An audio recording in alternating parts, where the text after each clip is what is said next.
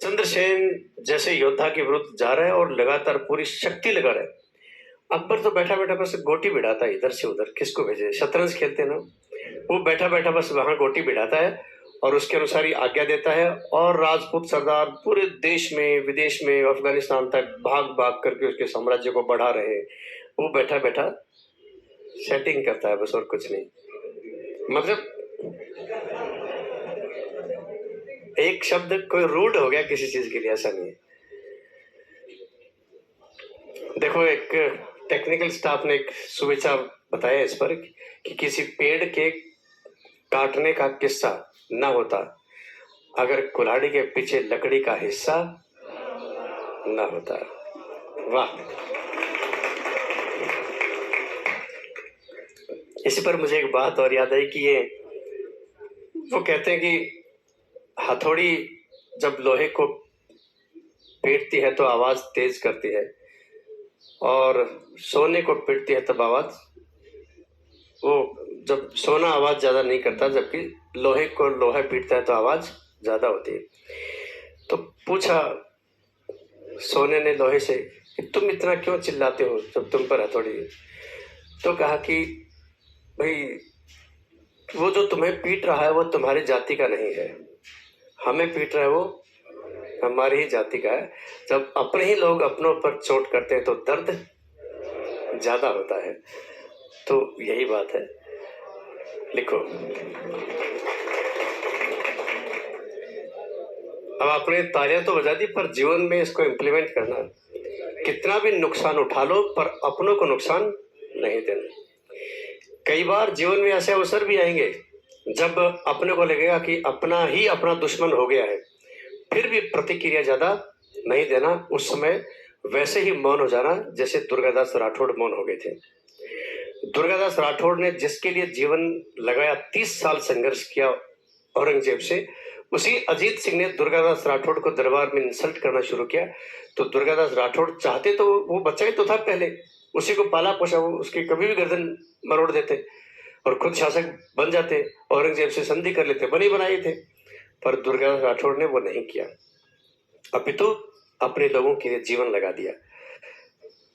और जब लगा कि अब ये इंसल्ट करने लगा, इसको मैंने शासक बनाया, ये इंसल्ट करा है, तो चुपचाप जोधपुर छोड़कर मेवाड़ चले गए। मेवाड़ में उनको विजयपुर की जागीर दी मेवाड़ के महाराणा ने, और रामपुरा पर आक्रमण करने के लिए भेजा। बाद में रामपुरा का हाकिम नियुक्त किया, जो आपके एसआई का पेपर में भी आया था, कहाँ का हाकिम नियुक्त किया से। तो ये चुपचाप चले गए, कोई प्रतिक्रिया नहीं थी। ठीक वैसे ही जैसे गुरु गोविंद सिंह ने किया था। गुरु गोविंद सिंह के 4 बेटे चारों वार दिए मुगलों के साथ संघर्ष में। पर गुरु गोविंद सिंह को जब लगा कि जब अपने ही लोग, उनके साथ यही हुआ था, अपने ही लोग जब अपने विरुद्ध हो गए हैं, उसमें से कुछ मुगलों से मिलने लगे हैं, तब गुरु गोविंद सिंह चुपचाप दक्षिण चले गए। गोदावरी नदी के तट पर नांदेड़ में जाके रहने लगे, और वहां पर भी उनका पीछा किया, और एक व्यक्ति ने, एक मुस्लिम ने उनकी पीठ पर छुरा भोंक करके घायल कर दिया। पर उनको लगा कि मैं ज्यादा जीऊंगा नहीं, तो स्वयं ही लकड़ियां चुन करके उसने फिर चेता तैयार करके आग लगा करके उस पर बैठ गए। अपनों का विरोध नहीं किया कभी। गुरु गोविंद सिंह ने वहां पर एक शिष्य जरूर तैयार कर दिया, जो वहां से मिसाइल बन करके उत्तर में आया और सिख साम्राज्य की स्थापना कर दी, और उसका नाम था बंदा बहादुर, जिसको आजादी के बाद किसी सरकार ने सम्मान नहीं दिया। वर्तमान भारत सरकार ने बंदा बहादुर का शानदार स्टेचू लगाया, और बंदा बहादुर की योगदान की याद में वहां पर एक फंक्शन भी किया। उस समय काफी आपकी जीके का विषय आप तैयार करते होंगे। पर बंदा बहादुर के विरुद्ध भी कुछ सिख सरदार हो गए। बंदा बहादुर ने चुपचाप स्वीकार किया, कट कट के मर गया तिल तिल, बैठ करके उसकी बोटियां नोची गर्म सलाखों से, गर्म चिमटे से। उसी के बेटे विजय सिंह का कलेजा उसके आगे ही निकाल करके और उसके मुंह में ठोस दिया।